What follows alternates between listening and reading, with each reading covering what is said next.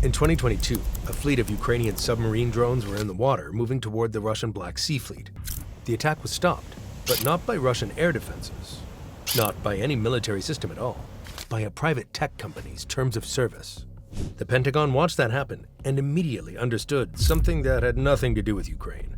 If a private company's coverage decision can determine the outcome of a military operation, then the nature of military power itself has changed. Not because America failed, because American companies built something so powerful so fast that the center of military technology had already moved to Silicon Valley.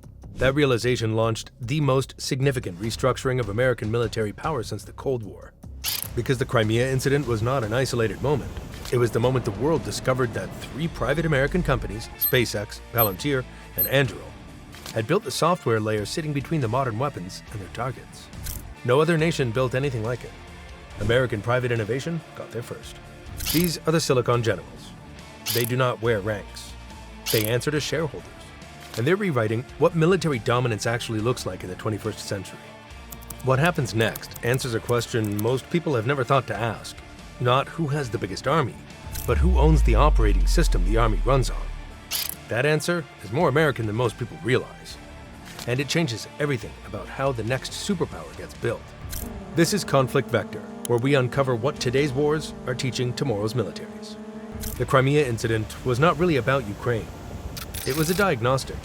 And what it diagnosed was a new reality the Pentagon was not yet fully prepared to manage. SpaceX declined to enable Starlink coverage near Crimea because its corporate terms of service classified the area as outside the authorized coverage zone. That classification was a business decision made by a private company. It overrode the operational request of a sovereign military ally in active combat. The Ukrainian presidential advisor connected the outcome directly.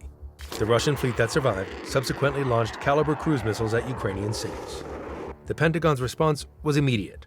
Starshield, a military-specific version of Starlink, where the US government controls the coverage parameters, was announced within months.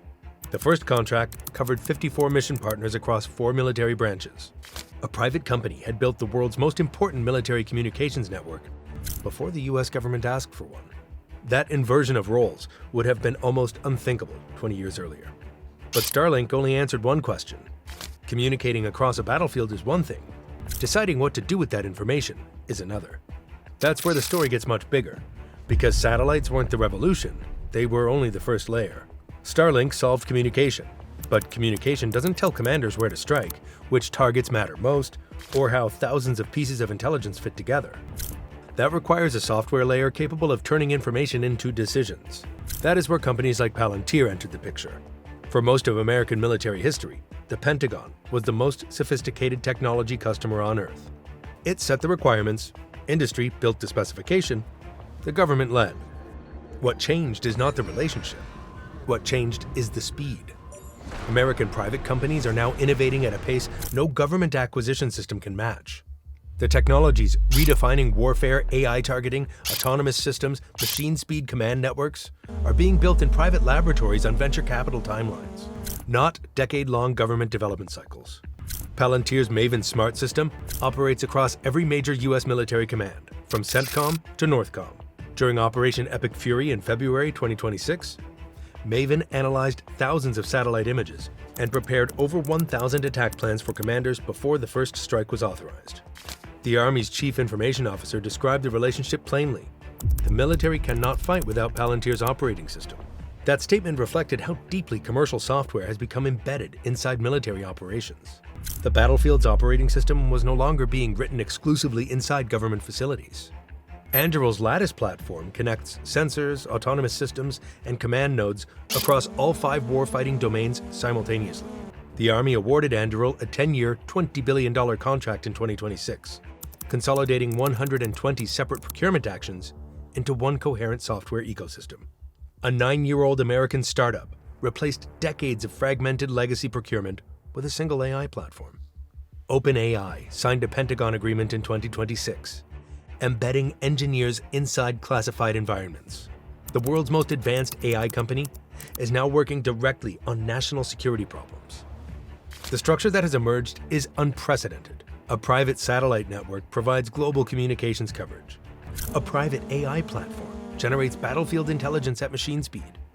A private software operating system links sensors to shooters across every domain.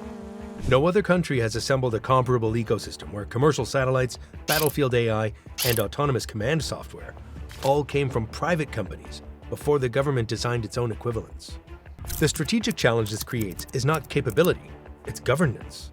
How does the Pentagon maintain command authority over military technologies developed outside its walls? If this model is so powerful, why isn't every major military building itself the same way?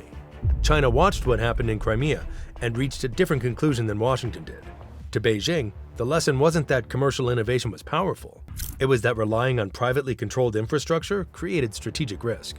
The PLA's answer was predictable. Build state-controlled alternatives. Government-owned satellite constellations. Domestic AI systems. Military cloud architecture that answers to the state instead of corporate leadership. That approach offers one real advantage. Once the government makes a decision, every layer of the system follows it. No coverage disputes, no terms of service. No board of directors weighing in on operational parameters. But that same control can slow experimentation.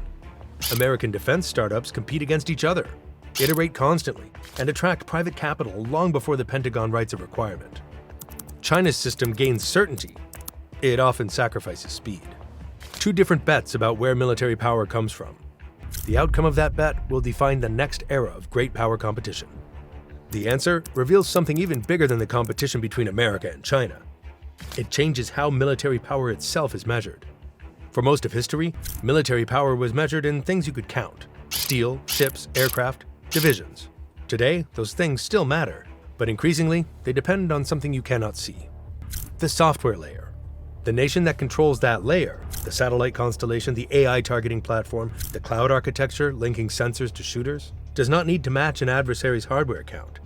It needs to own the operating system the adversary's hardware runs on, or field weapons that cannot be countered by an adversary without equivalent software infrastructure. The United States has built that layer. American companies built it. No adversary replicated it. No government program produced it. The governance challenge is real, but solvable. The Starshield contract is one answer to the government establishing operational control over critical infrastructure. The Anduril and Palantir enterprise contracts are another example of consolidating the software layer into long-term government agreements that define performance standards and operational authority. The Pentagon isn't losing control of military technology. It's learning how to command a battlefield where the most important technologies are no longer invented inside government walls. That is an adaptation. Every dominant military power in history had to adapt when the source of military advantage shifted. America is doing it now at a pace no adversary has matched. Which brings us to the question no military has completely answered yet.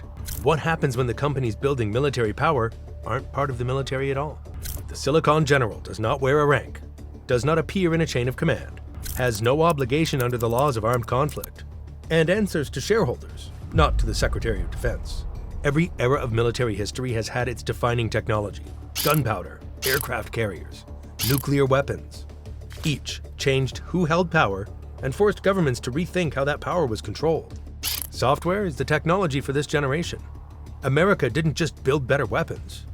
It built the operating system that increasingly connects all of them. The next superpower may still have tanks. It may still have ships. It may still have soldiers. But none of those will matter nearly as much as the software tying them together. The next superpower won't simply have the biggest army. It will own the operating system every army depends on.